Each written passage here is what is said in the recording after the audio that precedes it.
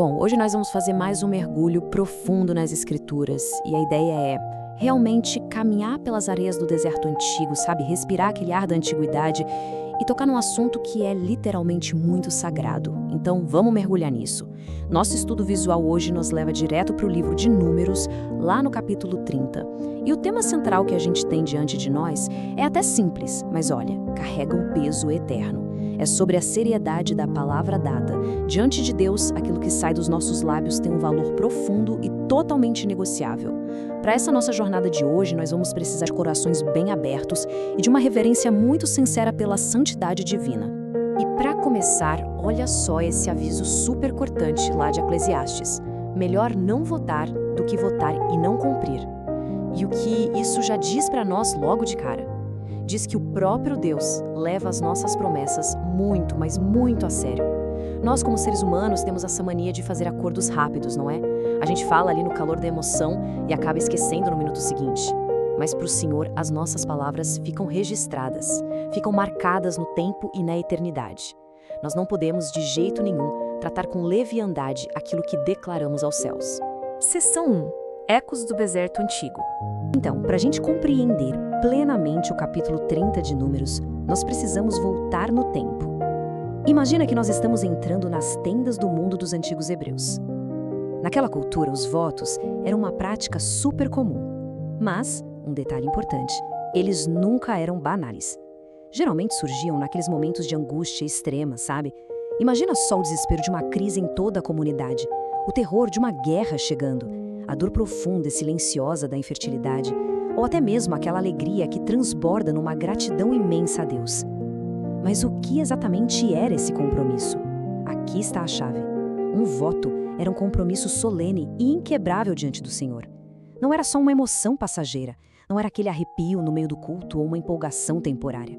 O ponto crucial aqui é o seguinte: não era um simples, nós vamos tentar fazer o nosso melhor. Nada disso. Era uma aliança verbal robusta, definitiva. Era dizer com a alma que nós nos comprometemos com a nossa própria vida diante do Criador do Universo. A palavra dada era como uma corda invisível, unindo o coração humano direto ao trono da graça de Deus. E fundamentado na visão do comentário bíblico Beacon, a gente percebe uma tensão maravilhosa aqui. O indivíduo de um lado e a família e a comunidade do outro. Acontece que a fé no acampamento de Israel era profundamente comunitária. Então, mesmo que os votos fossem feitos de forma individual, o texto bíblico mostra que eles eram regulados e supervisionados pelos líderes do lar. Claro, isso reflete a estrutura daquela época, com certeza, mas também ensina para nós um princípio atemporal, que é simplesmente fascinante. Nossas escolhas espirituais nunca afetam só a nós mesmos. A saúde espiritual, a firmeza, a integridade de uma única pessoa pode literalmente elevar ou acabar derrubando a força de toda a família e da comunidade em volta dela. Seção 2. A sabedoria dos clássicos. Aqui, nós estamos olhando direto para o espelho da história, observando como grandes estudiosos nos ajudam a dimensionar o peso real da nossa fala. Dá uma olhada nessa frase marcante de João Calvino. Não devemos prometer levianamente a Deus, porque a nossa boca deve estar debaixo do temor do Senhor. Então, o ponto central aqui, a grande âncora dessa ideia, é a reverência profunda. É aquele temor santo, sagrado, que precisa governar e filtrar cada pequena palavra que nós ousamos soltar em direção ao trono celestial. Resumindo, não dá para brincar de fazer promessas com o divino. E isso se conecta perfeitamente com essa citação magnífica de Matthew Henry. Ele lembra a gente do seguinte: Deus não exige votos precipitados. O problema não é não fazer voto, o problema é fazer voto sem temor. Outros estudiosos clássicos, como Champlain, também alertam exatamente sobre isso quando analisam os costumes da religião antiga. Era absolutamente necessário colocar limites, justamente para evitar aqueles abusos gerados pelos nossos impulsos emocionais desenfreados, sabe? E também para evitar consequências que, lá na frente, seriam injustas ou simplesmente impossíveis de carregar. O Senhor não quer as nossas promessas apressadas. O que Ele realmente busca de nós é uma integridade consciente. Seção 3. A espiritualidade sem máscaras. Diante de tudo isso, nós precisamos trazer essa reflexão para dentro da nossa própria alma agora. Quando a gente lê Números 30 com o espírito mais atento, fica muito claro que uma espiritualidade sem responsabilidade real não passa de puro teatro. É só uma encenação. Ecoando as palavras de John Wesley, a gente vê um contraste bem nítido aqui no visual. Do lado esquerdo vemos o falar com empolgação, que muitas vezes serve só para disfarçar uma adoração totalmente superficial. E do outro lado, o cumprir com fidelidade, que é o que revela a verdadeira integridade profunda. Wesley focou muito nessa santidade prática aplicada no dia a dia. Porque pensem bem, nós podemos fazer orações lindíssimos, nós podemos chorar profusamente durante uma música e prometer entregar tudo a Deus. Mas a verdadeira adoração exige uma integridade absoluta no dia seguinte, ali, quando ninguém mais está olhando. Deus não se impressiona com o barulho das nossas promessas entusiasmadas. Ele se alegra, sim, com corações que agem com fidelidade no silêncio da vida diária. Seção 4. O espelho da nossa integridade. E é exatamente por isso que nós precisamos parar um pouquinho agora. Vamos dar uma diminuída no ritmo, deixar o vento desse deserto soprar sobre nós por um momento, porque essas páginas sagradas acabam nos forçando a olhar para o silêncio dos nossos próprios fracassos. Nós prometemos orar por alguém e simplesmente esquecemos? Nós prometemos mudar de atitude, abandonar aqueles velhos hábitos e a gente sequer começou. A cultura que ao nosso redor tem esse costume meio vazio de prometer tudo muito rápido, tudo no impulso do momento, e aí no raiar do dia seguinte já esqueceu tudo. Mas nós somos o povo chamado pelo Deus vivo para habitar na inabalável verdade. Nós prometemos servir a Deus com todas as nossas forças, mas no fim das contas, acabamos tratando isso só como mais uma daquelas empolgações passageiras de culto? Nós precisamos reconhecer, e com dor no coração mesmo, a nossa constante falha coletiva humana. Nós prometemos coisas grandiosas e, repetidas vezes, desmoronamos sob o peso das nossas próprias palavras. Nós não conseguimos. Por força própria, a gente não consegue sustentar aquela integridade perfeita e imaculada que a santidade exige. Seção 5. O cumprimento perfeito. Cristo. Mas, e aqui está a grande virada. Graças a Deus, a narrativa não termina no nosso fracasso. A nossa jornada não acaba esmagada no peso da lei que nós mesmos quebramos. Aquele tom escuro de desespero cede lugar agora para uma luz deslumbrante de adoração, porque nós somos apresentados àquele que jamais falhou, nem em uma única vírgula. Esse é o nosso grande alívio. De um lado, a nossa triste e miserável realidade humana, onde nós prometemos e nós falhamos.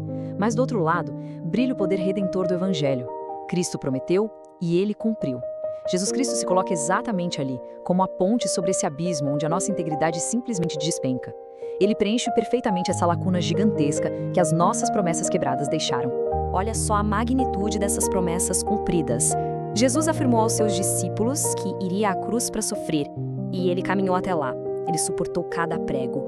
Ele disse que ressuscitaria ao terceiro dia e olha lá, o túmulo está vazio. Ele ressuscitou. Ele prometeu que não nos deixaria órfãos, que enviaria o seu Espírito Santo, e o Espírito foi derramado com poder. E aquela promessa que ainda faz o nosso coração bater muito mais forte, ele disse que voltará. E nós sabemos, com uma certeza inabalável, que ele voltará. A perfeição da fidelidade dele é simplesmente absoluta. E foi exatamente por encarnar essa fidelidade que Jesus teve a autoridade moral máxima para ensinar lá no Sermão do Monte: seja o vosso sim, sim, e o vosso não, não. Cristo não estava só passando uma nova regra de conduta para nós. Ele estava descrevendo a sua própria natureza. Ele viveu, em cada respiração do seu ministério aqui na Terra, aquela consistência impecável que a lei de Números 30 já apontava lá desde a antiguidade. Seção 6. O sim definitivo de Deus. E assim, nós caminhamos para nossa grande conclusão, o ápice de toda essa nossa jornada bíblica de hoje. Nós saímos daquelas sombras das antigas leis, das nossas próprias tentativas falhas e chegamos na graça esplêndida. O apóstolo Paulo sintetiza isso de um jeito que, sinceramente, deveria levar a gente às lágrimas de gratidão. Todas as promessas de Deus encontram em Cristo o seu sim. Isso é uma revelação espiritual estrondosa. Cada aliança do passado, cada detalhe profético, cada compromisso de bênção proferido pelo Criador, tudo isso encontra o seu selo eterno e definitivo em Jesus. Ele é o glorioso e ressoante sim de Deus ecoando por todo o universo. Portanto, a lição inesquecível de hoje é que a nossa esperança não está, e jamais poderia estar, na perfeição das nossas próprias promessas, dos nossos próprios votos. Se o nosso destino dependesse da nossa capacidade de nunca falhar, nós estaríamos completamente perdidos. A nossa esperança, que é segura e eterna, está ancorada exclusivamente na promessa de Deus a nós, o próprio Jesus Cristo. É na fidelidade dele que nós descansamos, é pelo mérito dele que nós fomos alcançados. E aí fica a grande reflexão. Sabendo que Cristo nunca quebrou uma promessa feita a nós, que tipo de integridade as nossas palavras terão diante dele a partir de hoje? Que alegria imensa poder compartilhar a beleza e o peso dessas verdades eternas. Vamos deixar registrado nos comentários o que Deus falou profundamente aos nossos corações durante a análise desse texto incrível de Números. Aproveitem para curtir este estudo e vamos compartilhar essa mensagem de esperança e firmeza com todos aqueles que precisam se lembrar da fidelidade de Cristo. E claro, vamos continuar seguindo a página para não perdermos os próximos capítulos fascinantes que ainda vamos explorar juntos nesta jornada pelas Escrituras. Que todos nós fiquemos na paz gloriosa do nosso Senhor.